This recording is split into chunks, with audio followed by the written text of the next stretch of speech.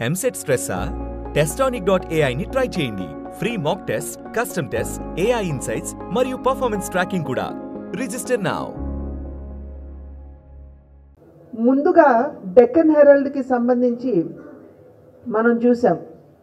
Charge షీట్లో ED Sonia Gandhi గారు, రాహుల్ గాంధీ గారి పేర్లు చేర్చడం, ఆ తర్వాత యావత్ భారతదేశంలో కూడా కాంగ్రెస్ పార్టీ ఉద్యమాలు చేయాలి అని చెప్పి పిలుపునివ్వడం. మన రాష్ట్రంలో అయితే పెద్దగా జరగలేదు అసలు ఉద్యమం దానికి సంబంధించి.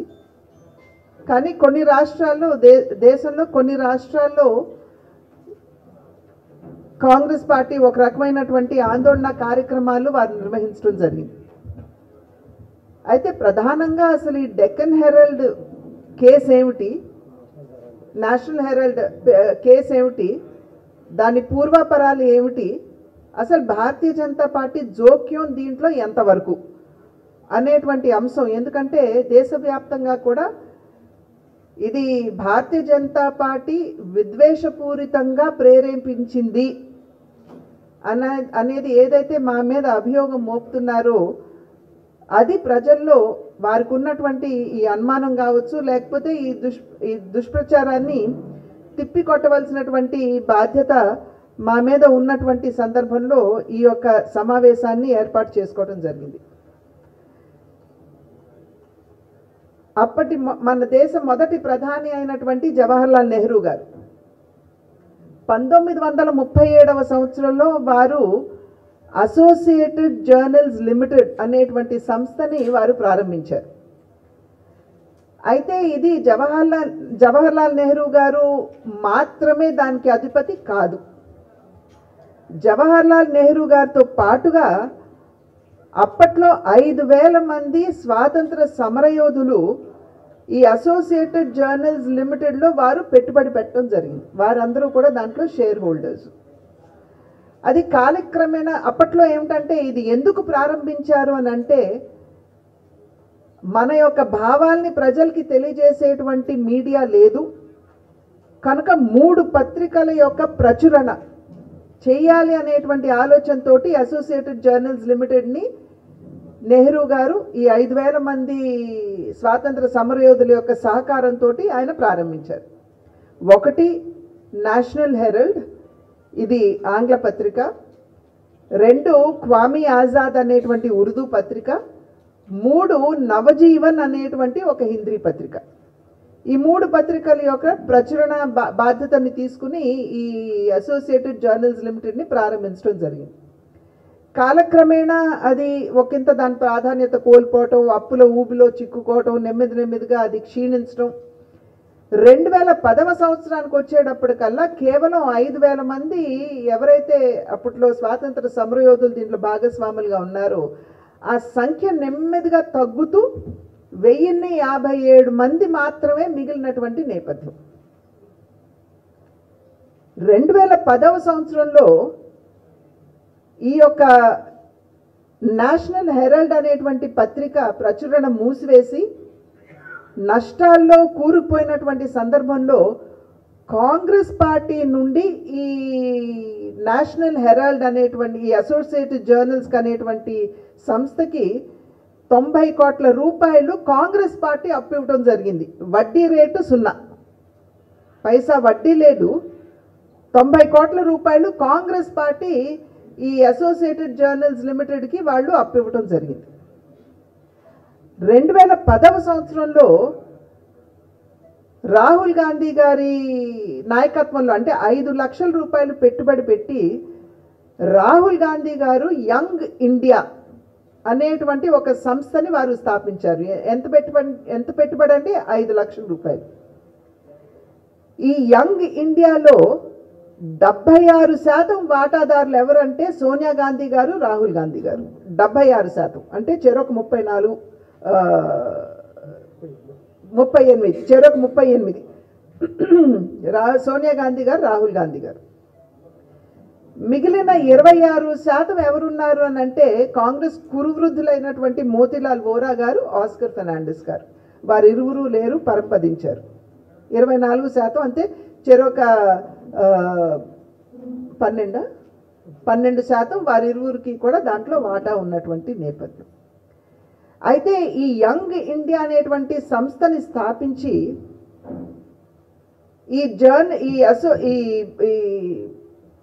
ఏదైతే సంస్థని నెహ్రూ గారు ప్రారంభించారు, ఈ జర్నల్స్ లిమిటెడ్ అనేటువంటి సంస్థను ఏదైతే స్థాపించారో దాన్ని తీసుకోవడం అంటే దానికి ఏమిటంటే ఏదైతే కాంగ్రెస్ పార్టీ నుండి ఈ సంస్థ అప్పు చేసిందో ఈ అప్పులు తీర్చేస్తాము అని చెబుతూ వారితో ఒప్పందం కుదుర్చుకుని వారి యొక్క ఆస్తులు కూడా ఈ యంగ్ ఇండియా అనేటువంటి సంస్థ తీసుకోవటం జరిగింది. ఆస్తుల విషయానికి వచ్చేటప్పటికి ఈ యొక్క అసోసియేటెడ్ జర్నల్స్ లిమిటెడ్ అనేటువంటి సంస్థ ఏదైతే ఉన్నదో వారు కంపెనీస్ యాక్ట్ కింద సెక్షన్ 25 కంపెనీస్ యాక్ట్ కింద అనేక నగరాల్లో 1-2 కాదు చాలా నగరాల్లో వీళ్ళు ఆస్తి వీళ్ళకు ఉన్నటువంటి సందర్భంలో సబ్సిడీ కూడా వీళ్ళు తీసుకున్నటువంటి నేపథ్యం ఉన్నది. అంటే ఆస్తుల అంచనా వేసినట్లయితే దగ్గర 5,000 కోట్ల రూపాయల ఆస్తి ఈ అసోసియేటెడ్ జర్నల్స్ లిమిటెడ్ దగ్గర ఉన్నది.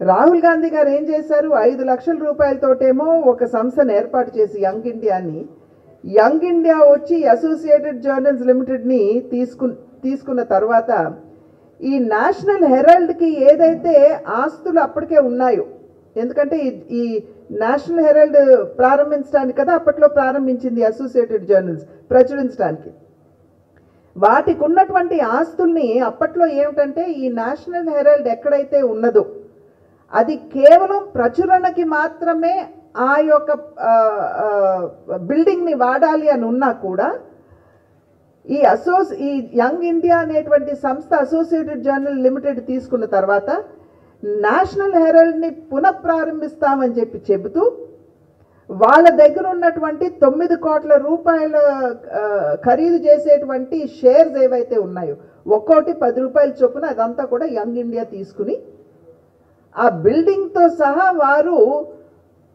కమర్షియల్ పర్పస్ కంటే రెంటల్కి ఇవ్వడం, పాస్పోర్ట్లు ప్రింట్ చేయటం, అది నేషనల్ హెరాల్డ్ పరిధిలో కాకపోయినా ఆయన చేయటం ప్రారంభించారు. కనుక ఇక్కడ గమనించవలసింది 2012వ సంవత్సరంలో, నిన్న మొన్న కాదండి, 2012వ సంవత్సరంలో సుబ్రహ్మణ్య స్వామి గారు కోర్టుకు వెళ్ళారు.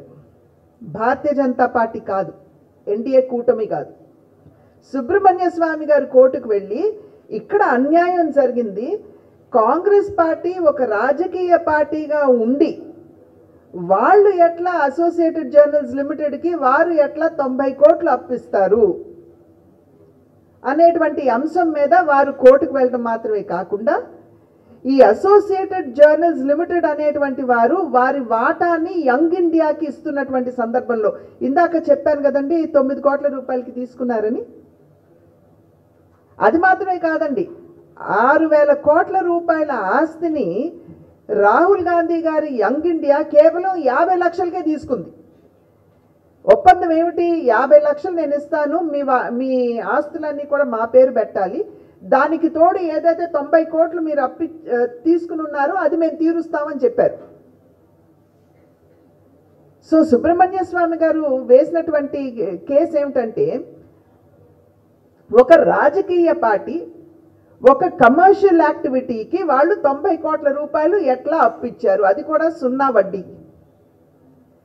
దీనికి తోడు అసోసియేటెడ్ జర్నల్స్ లిమిటెడ్లో ఉన్నటువంటి 1057 మంది ఇంకా ఎవరైతే ఉన్నారో వాటాదారులు, వారికి చెప్పకుండా ఎక్కడా కూడా మీటింగ్ పెట్టకుండా వారితో చర్చించకుండా మీరు ఏకపక్షంగా ఎలా మీ వాటాని మీరు యంగ్ ఇండియాకి ఇచ్చారు.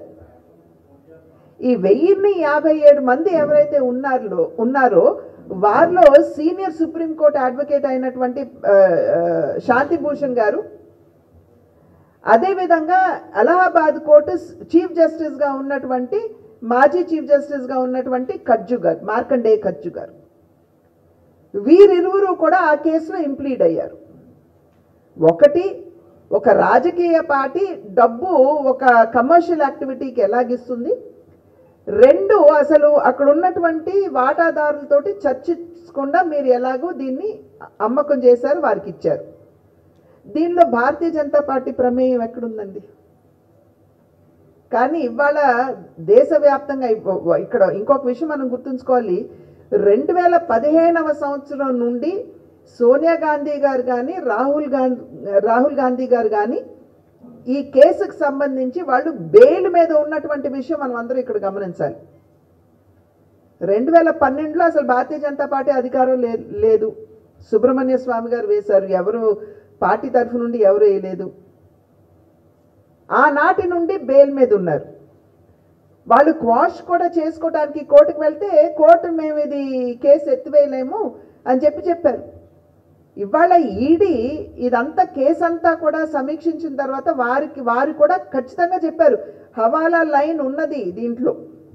ఈ 90 కోట్లు ఇవ్వడం అన్నది కావచ్చు, 9 కోట్లకే తీసుకోవడం కావచ్చు, ఇవన్నీ కూడా ఒక హవాలా లైన్ కోల్కతాలో ఉన్నటువంటి ఒక సంస్థ మాధ్యమంగా ఇదంతా జరిగింది అని చెప్పి క్లియర్గా తెలియజేశారు. సుప్రీంకోర్టు అప్పుడు వారికి ఇచ్చినటువంటి వెసులుబాటు ఏమిటంటే, మేము క్వాష్ చేయం ఈ కేసు, కానీ సోనియా గాంధీ గారు కావచ్చు, రాహుల్ గాంధీ గారు కావచ్చు, అదేవిధంగా మోతీలాల్ వోరా గారు కావచ్చు, ఇంకొక వ్యక్తి ఉన్నారండి సునీల్ ఏదో ఉంది వారి పేరు, వారిని కావచ్చు కోర్టుకి రాకుండా వారికి మేము ఊరట ఇస్తున్నామని చెప్పి అప్పుడు కోర్టు చెప్పింది, కానీ క్వాష్ చేయలేదు. ఇవాళ ఈడీ కేసు తీసుకున్న తర్వాత ఈ ట్రైల్ అంతా కూడా స్పష్టంగా అర్థమైన తర్వాత ఇవాళ ఈడీ ఛార్జ్ షీట్ పెట్టింది. ఈడీ ఛార్జ్ షీట్లో వీరిరువురు పేర్లు ఉన్నాయి, సోనియా గాంధీ గారు కావచ్చు, రాహుల్ గాంధీ గారు కావచ్చు. కనుక భారతీయ జనతా పార్టీ మీద ఇవాళ బురద జల్లడం అనేది ఇది కరెక్ట్ అయినటువంటి విషయం కాదు. మీ మాధ్యమంగా రాష్ట్రంలో ఉన్నటువంటి ప్రజలందరికీ కూడా సవివరంగా ఈ కేసు పూర్వాపరాలన్నీ కూడా మీ మాధ్యమంగా ప్రజలకి తెలియజేయడం జరుగుతుంది.